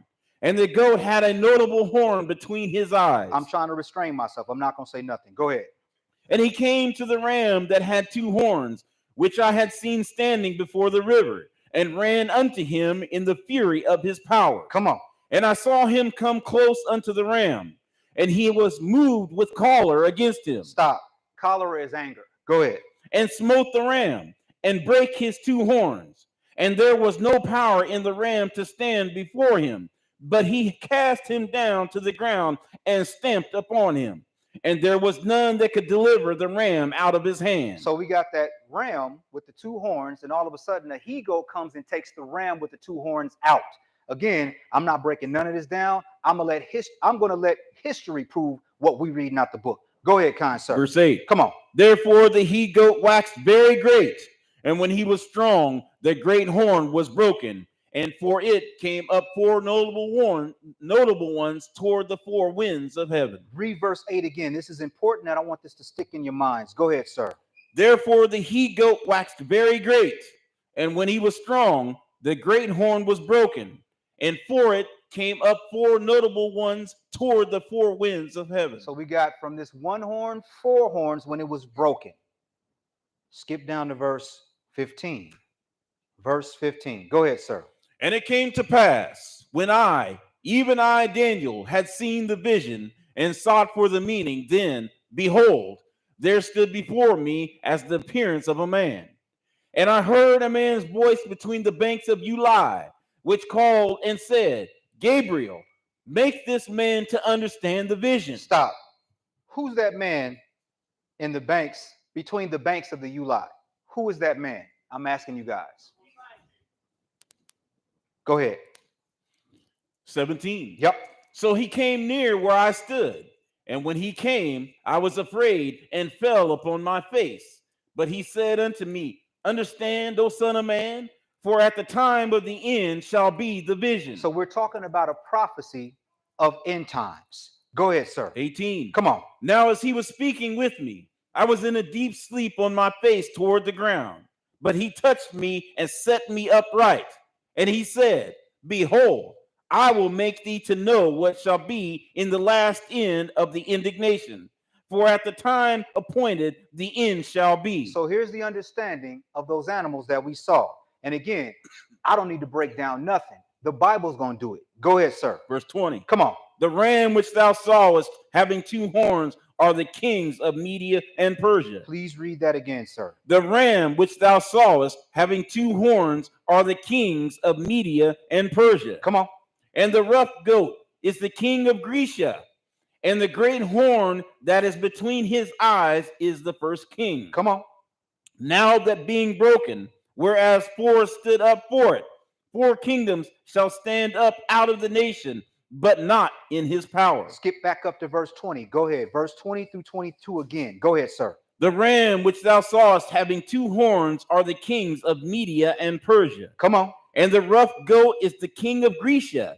And the great horn that is between his eyes is the first king. Stop. We're talking about the Median and the Persian Empire, and we're talking about the Greek Empire. That is what the Bible is clearly describing to us in 551 BC. Go ahead, sir. 22. Come on. Now that being broken, whereas four stood up for it, four kingdoms shall stand up out of the nation, but not in his power. Four separate kingdoms are going to pop up out of the king of Grecia. Four separate kingdoms that claim Macedonia. Let's go to Daniel 11. Now, this is in 563 BC. This is 13 years before what we just read. 13 years before what we just read. This is demonstrable by a God that is not bound by time. Daniel 11, we're going 1 through 4. Go ahead, my brother. Also I, in the first year of Darius the Mede, even I stood to confirm and to strengthen him. Come on. And now will I show thee the truth. Behold, there shall stand up yet three kings in Persia, and the fourth shall be far richer than they all. And by his strength Through his riches he shall stir up all against the realm of Grecia. Come on. And a mighty king shall stand up, that shall rule with great dominion and do according to his will. So we're getting a little bit more detail, right? More specific, more specificity. One king, one Persian king is going to stir up the king of Grecia. Go ahead, sir. Verse 4. Come on. And when he shall stand up, his kingdom shall be broken and shall be divided toward the four winds of heaven, and not to his posterity. Stop. This kingdom, when it's broken, will not be given to his posterity. Posterity is his children. It is not going to be given to this king's children. Go ahead, sir. Nor according to his dominion which he ruled, for his kingdom shall be plucked up even for others beside those. Now, the prophecies that we just read, they span 500 years total, right? And this is concerning the Neo-Babylonian Empire to the end of the Greek dynasty. That's what this prophecy literally is. Now, let's see the order of world kingdoms per history, not me. Read this to him, brother. Babylon. Let's see if the God of Israel is indeed God and is indeed real by him calling world kingdoms in order before they existed. Go ahead, sir. Babylon. Babylon is the most famous city from ancient Mesopotamia, whose ruins lie in modern-day Iraq, 59 miles, that's 94 kilometers, southwest of Baghdad. The name is thought to derive from Babel or Babilum, which in the Akkadian language of the time meant gate of God or gate of the gods, and Babylon coming from Greek. Go ahead, my brother. The known history of Babylon then begins with its most famous king, Hammurabi, 1792 to 1750 Stop. BCE. Anyone ever heard of Hammurabi's Code? That's kind of what people call a precursor to the Bible, because it actually broke down laws for human beings to interact with each other and included death penalties if they violated it. So we're talking about Hammurabi, who was the first king of Babylon, so they say. Go ahead, sir. This obscure Amorite prince ascended to the throne upon the abdication of his father, King Sin Mubalat. Wow, okay, go ahead. And fairly quickly transformed the city into one of the most powerful and influential in all of Mesopotamia. Hammurabi's law codes are well known, but are only one example of the policies he implemented to maintain peace and encourage prosperity. Come on. He enlarged and heightened the walls of the city, engaged in great public works, which included opulent temples and canals, and made diplomacy an integral part of his administration. Diplomacy, in other words, conversations with people, not just smashing on people, killing them. Go ahead, sir. So successful was he in both diplomacy and war that by 1755 BC, he had united all of Mesopotamia under the rule of Babylon, which at this time was the largest city in the world, and named his realm Babylonia. Go ahead, brother. There you go. The Persian conquest and Babylon's decline. The Persian what now? Conquest and Babylon's decline. Okay, so now we remember something about the Medes and the Persians from what we read out of the scriptures. Go ahead, sir. The Neo-Babylonian Empire continued after the death of Nebuchadnezzar II, and Babylon continued to play an important role in the region under the rule of Nabonidus and his successor, Belshazzar, featured in the biblical book of Daniel. Wait, we're talking about the Bible? Yes, sir. Oh, okay. So history is corroborating what we're reading in the Bible about a God that's telling us about world rulerships that he is going to actually allow to happen. Go ahead, kind sir. In 539 BC, the empire fell to the Persians under Cyrus the Great at the Battle of Opis. Babylon's walls were impregnable, and so the Persians cleverly devised a plan whereby they diverted the course of the Euphrates River so that it fell to a manageable depth. Come on. while the residents of the city were distracted by one of their great religious feast days. The Persian army waded the river and marched under the walls of Babylon unnoticed. It was claimed the city was taken without a fight, although documents of the time indicate that repairs had to be made to the walls in some sections of the city, and so perhaps the action was not as effortless as the Persian account maintained. So we're talking about the Persians taking the rulership of Babylon. In other words, ruling the world.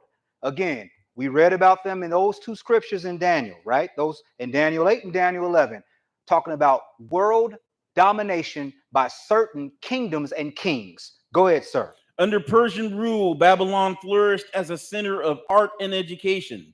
Cyrus and his successors held the city in great regard. What was his name again? Cyrus. Stop. Anyone ever heard of Cyrus? Is Cyrus in the Bible?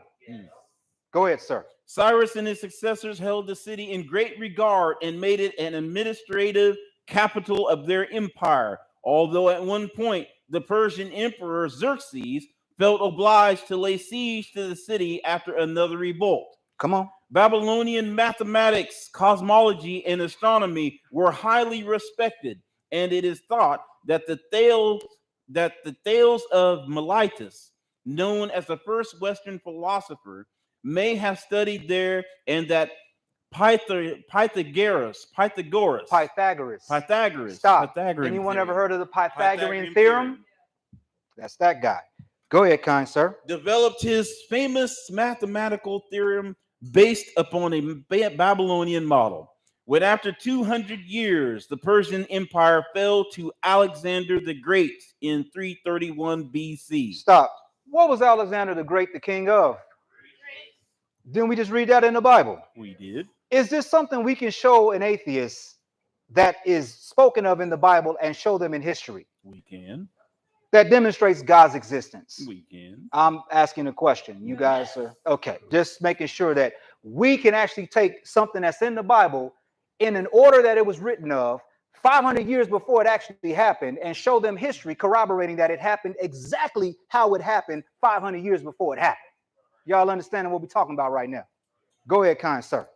He also gave great reverence to the city, ordering his men not to damage the buildings nor molest the inhabitants. The historian Stephen Bertman writes, before his death, Alexander the Great ordered the superstructure of Babylon's ziggurat pulled down in order that it might be rebuilt with greater splendor, but he never lived to bring the project to completion. Why? What happened? After Alexander's death at Babylon, his successors, known as the Diadochi. Stop. The Diadochi. The Diadochi. Huh. Let's see.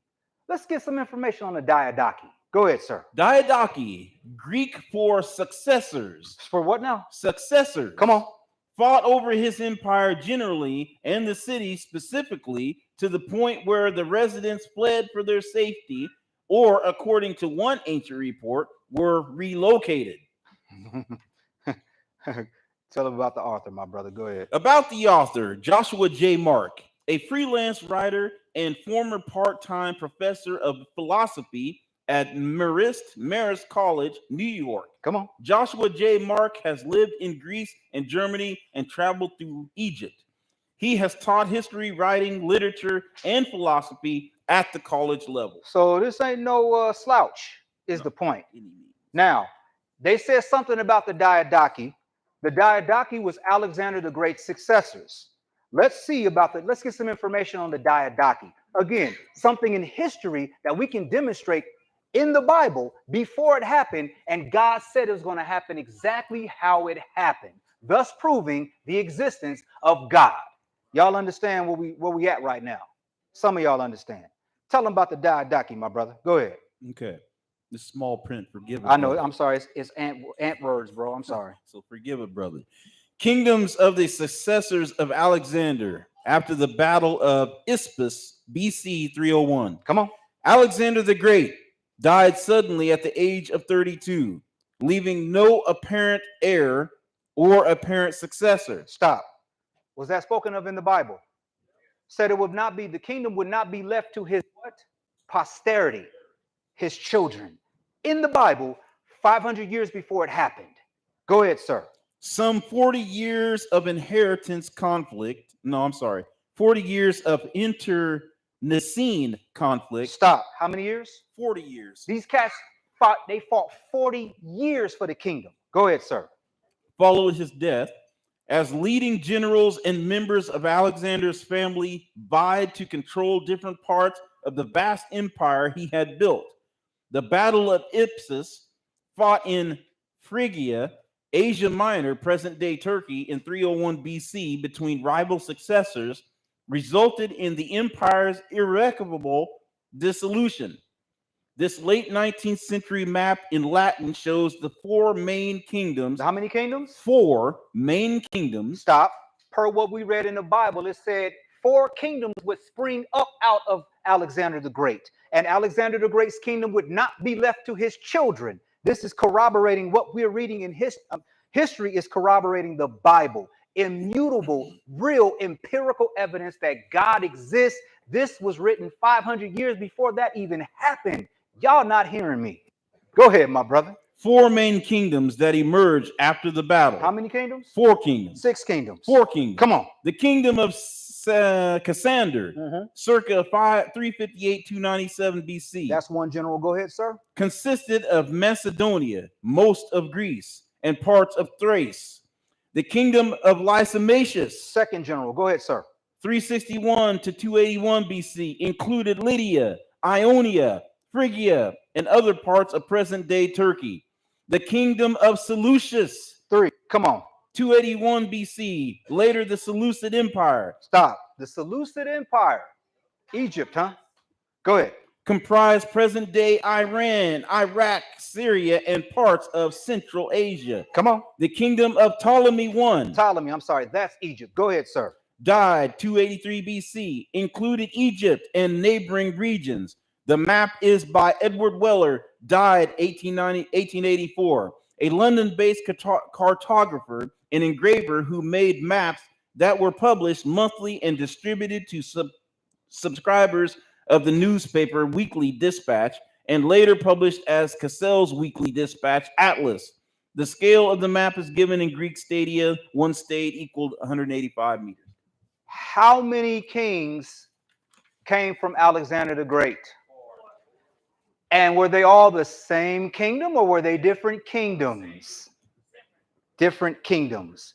Where do we just read about that? In the Bible. Does God exist? How we know God exists? Well, of course, because we're breathing, duh, but all right, here, look at this. We're using the Bible to corroborate the existence of God in reality. An atheist is definitively not equipped to even deal with this. They've never even heard of Daniel's prophecies and Lysimachus and Ptolemy. But in the Bible, that's why I only had him read the ones that said specifically Medo-Persian and Greek, because anything else would be subjective to them. This, however, that we just read is with specificity. King of Greece, right?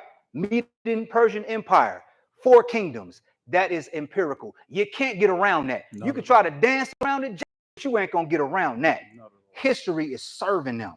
Now, let's talk about my man Cyrus, right? History mentions Cyrus, right? Cyrus is further evidence of a Godhead. Somebody's at somebody's door. Now, Isaiah's ministry occurred in the latter portion of the 8th century BC. In other words, from 740 BC to 681 BC. And he prophesied during the reigns of Uzziah, Jotham, Ahaz, Hezekiah, and Cyrus reigned from 559 BC to 530. I'm going to say that again. King Cyrus reigned from 559 BC to 530 BC. This was written 150 years before Cyrus was born and ruled. Let's go to Isaiah 44. Y'all not hearing me. The evidence is on our side. When we serve a God that's immortal. I ain't got to argue about it. I don't got to argue a metaphysical proposition with you. All I got to do is make you think about a giraffe and then tell you, well, how do I know you're thinking about a giraffe, and get you off your high horse, then tell you about the spectrum of light, then tell you that the original meaning of atheist meant a Christian, and then take you to history and slap you in your head. Y'all ain't hearing me. Isaiah 44. This was written 150 years before Cyrus was born. Isaiah 44, one verse, 28. Verse 28. Go ahead, my brother. That saith of Cyrus, he is my shepherd, and shall perform all my pleasure. Even saying to Jerusalem, thou shalt be built, and to the temple thy foundation shall be laid. Let's go to Isaiah 45. There's a dude named Cyrus, and the Lord said this dude named Cyrus is going to rebuild Jerusalem 150 years before he was born. Isaiah 45. We're going 1 through 4. Cyrus is further evidence of an eternal Godhead. In other words, the God of the Bible is real. Ain't no fairy tale or no fiction. We got history on our side. Isaiah 45. We're going 1 through 4. Go ahead, my brother. Thus saith the Lord to his anointed, to Cyrus, whose right hand I have holden, to subdue nations before him, and I will loose the loins of kings, to open before him the two levied gates, and the gates shall not be shut. Come on. I will go before thee, and make the crooked places straight. I will break in pieces the gates of brass, and cut in sunder the bars of iron. Come on. And I will give thee the treasures of darkness, and hidden riches of secret places, that thou mayest know that I, the Lord, which called thee by thy name, am the God of Israel. Stop. Let that soak. Ain't nobody understanding what we're talking about right now. The God of Israel called this man's name by name in Bible 150 years before he existed. Now, here's the thing I like to use against Muslims when they try to tell me that Muhammad is that prophet that is spoken of in Deuteronomy, that will be a prophet unto Christ. I say to them, well, that's interesting that they call that the Lord called Cyrus' name and didn't call Muhammad's name. No, Jesus is that prophet, not Muhammad. And I take them to Isaiah, and then I have them read about Cyrus, and then they just kind of sit there dumbfounded. Use that. Here's the point. The God of Israel said he will call him by name. That's empirical evidence. Can't nobody tell me that the Bible is fake, G. Like, I can read about it. I can go into history, and I can see that Cyrus. I'm getting ahead of myself. Give me verse 4 one more again, bro. 3. Come on. Verse 3. And I will give thee the treasures of darkness, and hidden riches of secret places, that thou mayest know that I, the Lord, which called thee by thy name, am the God of Israel. Come on. For Jacob my servant's sake. No, it said for Rome's sake. For Jacob my servant's sake. Come on. And Israel mine elect. No, it said white people. Israel mine elect. Chinese people. Israel mine elect. German people. Israel mine elect. Stop. This is for us, just so we're real clear. This was written for us to tell everybody about. Y'all ain't hearing me, man. Y'all, I don't know what's. Maybe y'all want to hear death to the white man, huh? Y'all ain't gonna hear that in this class. He said, for Israel, mine elect, to do what, sir? Go ahead. I have even called thee by thy name. I have surnamed thee, though thou hast not known me. Now let's go to 2 Chronicles 36. For Jacob, my servant, to tell the world about this, to write down Cyrus' name 150 years before he even existed. Y'all ain't hearing me. Oh, God doesn't, because there's no God at all. Okay, well, let's go to Isaiah 45 real quick, bucko. Let me tell you something. tough white guy, bucko. Get your hands off her, guy. That George McFly toughness right there. 2 Chronicles 36. 2 Chronicles 36. Hey, I can't cuss, so bucko is about as tough as I get when it comes to cuss words, Jack. 2 Chronicles 36. 2 Chronicles 36. 2 verses, man. 22 and 23.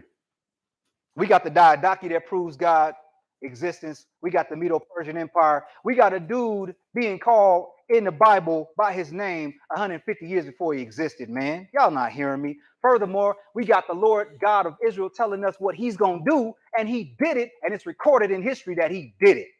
Y'all not hearing me. 2 Chronicles 36, man. 22 through 23. Go ahead, brother. Now in the first year of Cyrus, king of Persia, that the word of the Lord spoken by the mouth of Jeremiah might be accomplished, the Lord stirred up the spirit of Cyrus, king of Persia, that he made a proclamation throughout all his kingdom, and put it also in writing, saying, Come on. Thus says Cyrus, king of Persia, all the kingdoms of the earth hath the Lord God of heaven given me. Stop. Was he lying? No. No. He took rulership after Babylon. Y'all ain't hearing me. Go ahead, sir. And he hath charged me to build him a house in Jerusalem, which is in Judah. Who is there among you of all his people? The Lord is God, be with him, and let him go up. In other words, go build Jerusalem. God gave me everything. I'm letting y'all go. Furthermore, I'm letting you guys take the treasures of the Lord's house. Remember, those same treasures is what Belteshazzar was messing around with, drinking wine out of, right? And here's the ill part. The Lord gave it to Babylon for safekeeping, so everything can go back to his rebuilt temple and mostly intact. Y'all not understanding how the God of creation does it, fam. Let's go to Ezra 1. Y'all with me out there? Y'all following me right now? A couple of thumbs out there. That's why I got it, so I can understand if y'all tracking with me. Ezra 1. Ezra 1. Again, we talking about King Cyrus. Or I used to call him Cyrus the Virus. Ezra 1. Give me 1 through 11. Yeah, Cyrus the Virus. You got that. Ezra 1. We going 1 through 11. Go ahead, sir. Now in the first year of Cyrus, king of Persia, that the word of the Lord by the mouth of Jeremiah might be fulfilled, the Lord stirred up the spirit of Cyrus, king of Persia, that he made a proclamation throughout all his kingdom, and put it also in writing, saying, Thus saith Cyrus, king of Persia, the Lord God of heaven hath given me all the kingdoms of the earth, and he hath charged me to build him a house at Jerusalem, which is in Judah. Come on. Who is there among you of all his people? His God be with him, and let him go up to Jerusalem, which is in Judah, and build the house of the Lord God of Israel. He is the God which is in Jerusalem. Facts. Go ahead, sir. And whosoever remaineth in any place where he sojourneth, let the men of his place help him with silver, and with gold, and with goods, and with beasts, beside the free will offering for the house of God that is in Jerusalem. Stop. Notice a trend when we get released from slavery. What happens? They give us stuff. Future, right? Message, right? What's going to happen in the future? Right. Great stuff. Y'all not hearing me. Go ahead. Number 5. Come on. Then rose up the chief of the fathers of Judah and Benjamin, and the priests and the Levites, with all them whose spirit God had raised, to go up to build the house of the Lord, which is in Jerusalem. Come on. And all they that were about them strengthened their hands with vessels of silver, with gold, with goods, and with beasts, and with precious things, beside all that was willingly offered. Everybody's like, yes, a boss, here's some stuff. Go ahead. Also, Cyrus the king brought forth the vessels of the house of the Lord, which Nebuchadnezzar had brought forth out of Jerusalem, and had put them in the house of his God. Come on. Even those did Cyrus king of Persia bring forth by the hand of Mithridates, the treasurer, and they numbered them unto Sheshbazzar, the prince of Judah. Come on. And this is the number of them: 30 charges of gold, 1,000 charges of silver, 29 knives, 30 basins of gold, silver basins of a second sort, 410, and other vessels 1,000. Come on. All the vessels of gold and of silver were 5,400. All these did Sheshbazzar bring up with them of the captivity that were brought up from Babylon unto Jerusalem. Now, I want you guys, this is some homework for you to further substantiate what's being expressed here. There is this thing called the Cyrus cylinder The Cyrus cylinder, translation 9, 32 through 35, speaks of Cyrus letting people go. It doesn't specifically say the children of Israel, but it talks about a decree that Cyrus made to free people to go back to serve their God. And that's called the Cyrus cylinder, line, translation line 32 through 35. The Cyrus cylinder, translation line, the specific translation line is 32 through 35 on the Cyrus cylinder. Now, challenge all atheists to repudiate all so-called gods with as much vigor as they do Christianity. Let me be real clear. Has anyone ever seen an atheist debate a Buddhist? How about a Taoist? How about a Satanist? No, no. But you have endless videos of atheists debating who? Christians. So my thing is, challenge them to repudiate all gods. Not just our God, all gods. And that's after you pistol whip them, though. All right? Now, furthermore, it is crucial for them to show that they aren't committed to, that they're not really committed to their non-beliefs. Because more than likely, what holidays do they celebrate? So, wait. So you believe that you have a lack of belief in a God, yet you celebrate Christmas. What about Halloween? So that makes them Satanists and pagans, does it not? So is there really a lack of belief in God? Because they're serving some God, right? Do we celebrate Christmas? Why don't we celebrate Christmas? Because we're not pagans. So if you celebrate Christmas, ergo, you are what? If you celebrate Halloween, what are you? What about Easter? So you have to let them know that they're really not, they really have a belief system. They just aren't unaware of it. We understand what we're talking about? Cherry gets it. He's giggling. That's a little for you right there, my brother. All right. So let's talk about Bible fallacies, right? God is all loving, doesn't allow suffering and pain. They want to bring that up. Well, if there's a God, why does God allow suffering on the earth? If there is a God, why does he allow those things? Right? That has nothing. That's like comparing apples to freight trains, right? Ain't got nothing to do with nothing. Before you get into that with them, take them to my favorite scripture on the planet to prove that God exists. Job 26.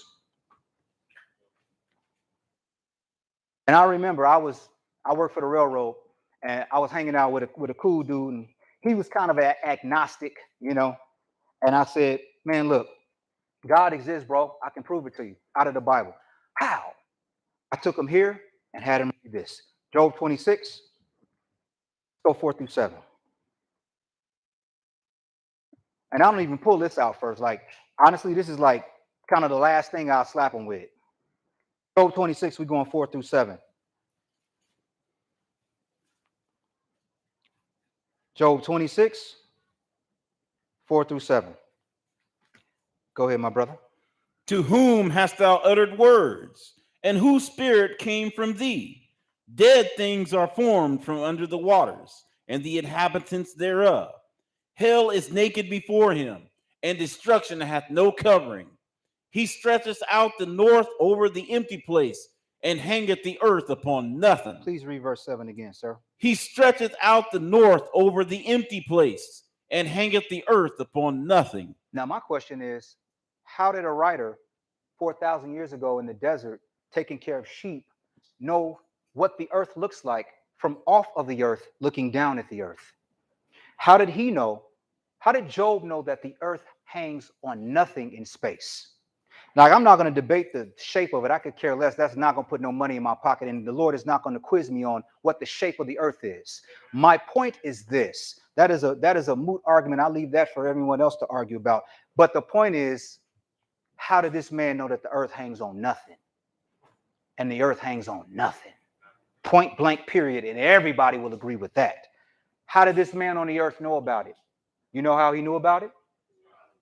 Because God told him. Period, point blank. When that dude read that, he was like, man, you got me with that one, man. That's a good one. That's a good one. And I kept saying, how did he know? How did he know? Well, maybe, the moon, right? See how the moon looks? Maybe he knew. No, it says the earth. It says the earth, man. So the atheist has to explain that to all of us, how Job knows what the earth looks like in space, in the deep, black, cold space. Y'all understand that point? Y'all understand that as a tool to use? Let's go to 1 Corinthians 3. They children, man. I'm not saying an atheist is a bad person in and of them, even in and of themselves or what they believe. And honestly, you're probably going to let them know what they believe and let them know that the first definition of atheist meant a Christian who worshiped a God that couldn't be seen. Theoretically, we are all atheists in this room. I'm glad somebody got that. That's the joke. Right. 1 Corinthians 3. 1 Corinthians 3. In the strictest sense of the word atheist, we're all atheists in this room because we worship a God that can't be seen. 1 Corinthians 3, 1 verse 2. Go ahead, kind sir. I have fed you with milk and not with meat, for hitherto ye were not able to bear it, neither yet now are ye able. They won't be able to bear it because they're children. And remember that. Remember that the atheists don't know. 1 Peter 2. Use kid gloves. Get at them, deal with them, but do it in love. You dig? 1 Peter 2. 1 Peter 2. We're going 1 through 6. 1 Peter 2. 1 through 6. Go ahead, my brother. Wherefore, laying aside all malice and all guile and hypocrisies and envies and all evil speakings, as newborn babes desire the sincere milk of the word, that ye may grow thereby. Remember, they're going to be babes. Like coming into this, if you're able to convince them and let them understand about God, treat them as babes. Don't try to overwhelm them. Don't throw the kitchen sink at them. You dig? Go ahead, sir. Verse 3. Come on. If so be ye have tasted that the Lord is gracious, to whom coming as unto a living stone, disallowed indeed of men, but chosen of God and precious, ye also as lively stones are built up a spiritual house and holy priesthood, to offer up spiritual sacrifices acceptable to God by Jesus Christ. Stop. Because ultimately it's about Christ being glorified. If we can reach them, you dig? That's what it's ultimately for. Go ahead, kind sir. Wherefore also it is contained in the scripture, behold, I lay in Zion a chief cornerstone, elect, precious, and he that believeth on him shall not be confounded. Don't let no atheist confound you. You got the tools and the weapons. Don't you ever get that twisted. In conclusion, read this Bible more than once a week. Pray to the Lord for knowledge, wisdom, and understanding. And more importantly, keep yourselves from sin, please. And I hope y'all got some understanding.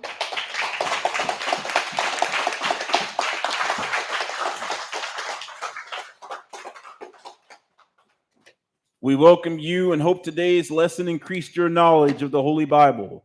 Adult question and answer will begin 1 hour after the lesson ends. That's approximately 20 minutes to 5 o'clock.